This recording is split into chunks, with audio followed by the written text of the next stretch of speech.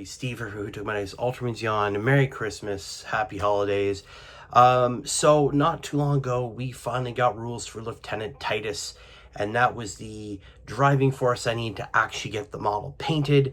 I picked him up, my version from the Space Marine Recruiter Edition, Space Marine 2 Recruit Edition.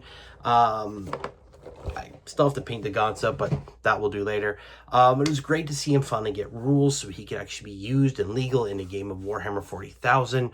Obviously, we know him as a star of Space Marine 1, the first Space Marine game, and Space Marine 2. And of course, he's in the Warhammer 40,000 episode of Secret Level, which if you have not seen, once you're done this video, go see it. It is amazing. It blew my mind. It's exactly the way Space Marines should be.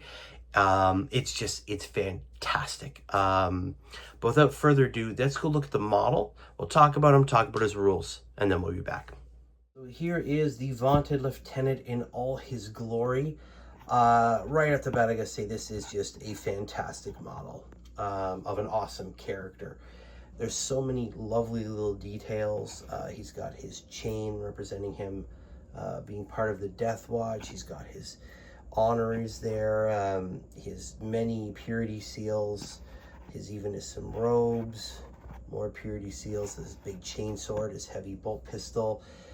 Just a fantastic model. Of course, he's standing on his tactical rock. I don't think you can be a Ultramarines character or leader without having a specifically designated tactical rock to be leaping off of. In terms of poses, I love it. It's dynamic. He's on the move.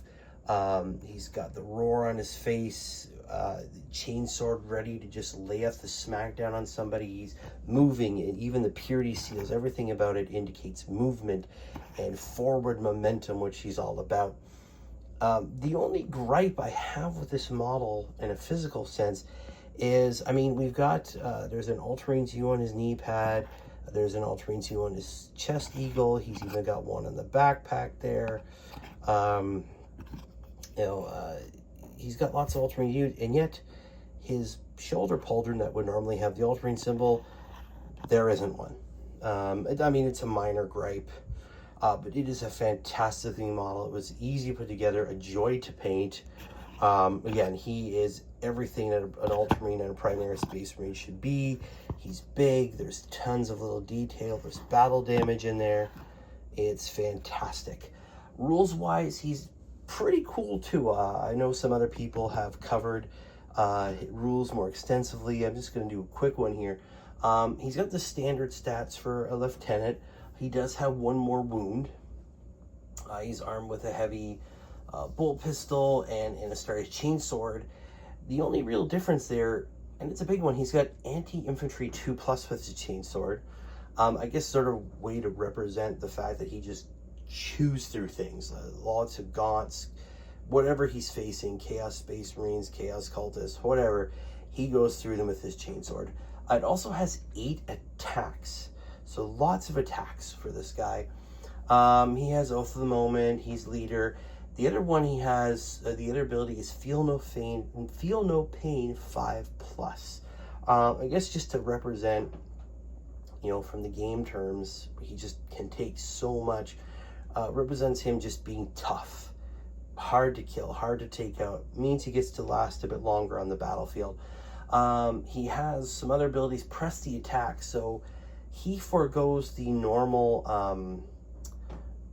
lethal hits that all lieutenants have for sustained hits 1, right? So weapons equipped by models in this unit have the sustained hits 1 ability. Obviously a great way to get more hits out from whatever unit he may be leading. He also has on the chapter, if this model is destroyed by a melee attack, if that unit is not, if he has not fought this phase, roll a d6 on a 2+. You do not remove it from play. The model can fight after the attacking unit is finished making its attacks, and then it's removed from play. Representing just his absolute tenacity and badassery. He's not going to go down without a fight. He's going to do as much damage as humanly possible before he's done. He's got all the other stuff. Now, he can lead assault intercessor squads, blade guard. As we see in, if you haven't seen it, a little spoiler, in the secret level episode, he is with some blade guard, and it's fantastic. Hellblaster, Infernus, Intercessor, or Stern Guard veterans he can be with. I think he's just a fantastic model. He was very, very easy to paint up, and I, again, absolutely love this model. If you can, I know a bunch of the Warhammer Games Workshop stores are selling him.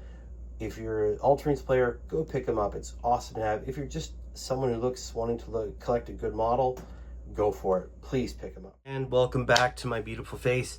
There you go, guys. That is Lieutenant Titus. Again, it was a fantastic model to paint up.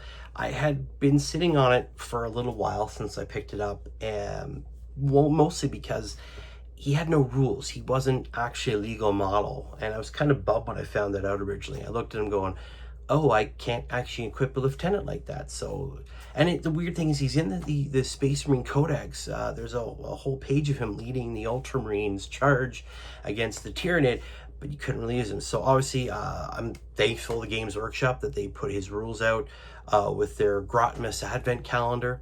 But yeah, so there he is. I hope you guys enjoyed this.